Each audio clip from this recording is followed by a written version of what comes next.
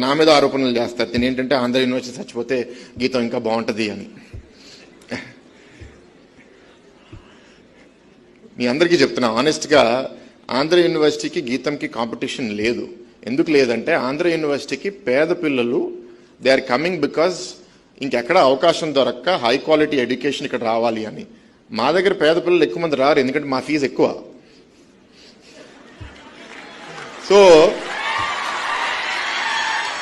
So ఇక్కడ ఏంటంటే we're targeting a different demographic. మేమేంటంటే middle class, above middle class వాళ్ళకి వస్తున్నాము. మా దగ్గర కొందరు మెరిటోక్రాటిక్ స్టూడెంట్స్ 100 మందిలో ఒక 50-60 మంది ఉంటే ఇక్కడికి 195 మంది మెరిటోక్రాటిక్ స్టూడెంట్స్ ఉంటారు ఇక్కడ ఆంధ్ర యూనివర్సిటీలో.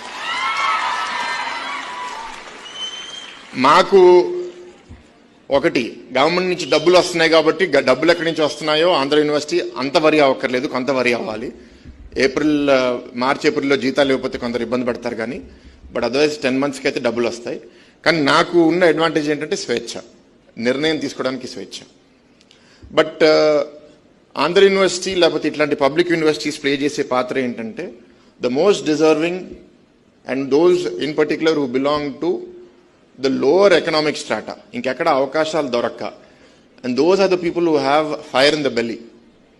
ఏదో చేయాలి, సాధించాలి అని జీవితంలో తపనున్న యువత ఇట్లాంటి ఆంధ్ర యూనివర్సిటీకి వస్తారు. అండ్ వాళ్ళకి చేయాల్సిన జస్టిస్, మొరాలిటీ గవర్నమెంట్కి ఉంది.